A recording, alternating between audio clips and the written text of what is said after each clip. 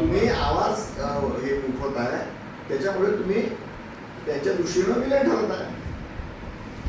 तर याच्यावर साहेब दुसरं काही मार्ग नाही आहे. समाजाला एकत्रित होण्याशिवाय काही पर्याय नाही. जातीचे बंधनं तोडावं लागतील.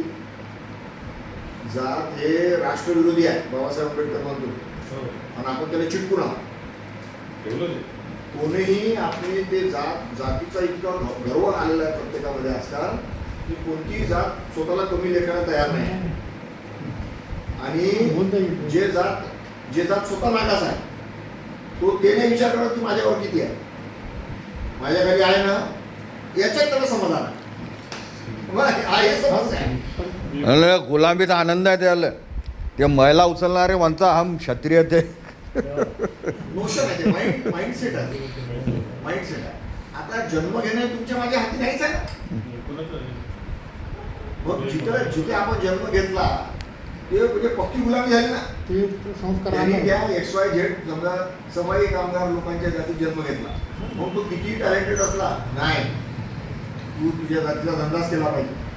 हे जे बंधन आहे सांस्कृतिक गुलामी आहे. ते सांस्कृतिक म्हणजे आपल्याला पिढ्यानपिढ्या गुलाम करायचा आहे. म्हणून तात्यासाहेबांनी जीवाचा रान केलं, आपलं पूर्ण आयुष्य घालवलं तर आपल्याला शिकवण्यासाठी. पण आमच्या समाजाचे लोक त्यांचं ते कार्य मानायला तयार नाही. महात्मा फुले, सावित्रीबाई फुले सारखे महानायक महानायिका या देशात दुसरं नाही. मूळ प्रश्न सगळे तुमचा सत्याला समर्थ फिलॉसॉफी जी आहे हे कुणीच नाही मांडली. सारे अनर्थ एका अविद्येने केले. पूर्ण तुमचा समाजाचा सत्यानाश जो झाला तुमच्या सत्यानापोटी झाला. म्हणजे मग ते कसं दूर करायचं? ज्ञानी व्हा, शिक्षण घ्या, शिका. सांगा 200 वर्ष आधी हिंमत करणारा माणूस. मी डेप्युटी इंजिनियर आहे अमरावतीमध्ये, नोकरीवर आहे, आणि सध्या भामसेन या संघटनेचा मी महाराष्ट्राचा अध्यक्ष आहे. आणि आज मी याच्यासाठी सरांना कशाबरोबर विनंती केली आपली भेटण्यात की उद्या आणि परवा भामसेन संघटनेचं आमचं राज्यस्तरीय अधिवेशन बुलढाणा अर्बन रेसिडेन्सी जी आहे तिथे आम्ही ठेवलेलं आहे. आपल्याला सगळं निमंत्रित सुद्धा करायला आम्ही आलेलो आहे. ते पत्रक आम्ही तुम्हाला देऊच. त्याच्यामध्ये पूर्ण देशभरामधून जे राज्यातील कार्यकर्ते येणार त्यांच्यामार्फत चिंतन आणि त्यांच्या दृष्टीतून हे जे समस्या आहे आपल्या समोर आलेली, याला कसं समोरं जायचं, याच्यातून काय मार्ग काढायचे, या अनुषंगाने ते एकदम सिरियस चिंतन आहे. त्याच्यातले 2 मुद्दे आहेत महत्त्वाचे. एक आहे राष्ट्रीयकरणाच्या माध्यमातून लोकशाहीकडे,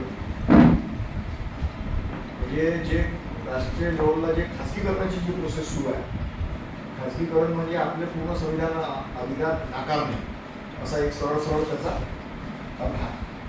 संविधान समाजवादाची गोष्ट करते, पण इथल्या शासक लोकांनी त्याला समाजवादी लोकशाहीकडे न नेता त्याला खाजगीकरणाकडे 90च्या दशकापासून सुरू केलेलं आहे. तर ह्या मुद्द्यावर आपल्या समाजावर त्याचे काय परिणाम होतात, सामाजिक, आर्थिक, शैक्षणिक, नोकरीच्या संदर्भातले एकूणच याच्यावर जे दुर्गामी परिणाम होणार आहे याच्यावर ते चिंतन करण्याच्या दृष्टीने ते आपण तो विषय टाकलेला आहे.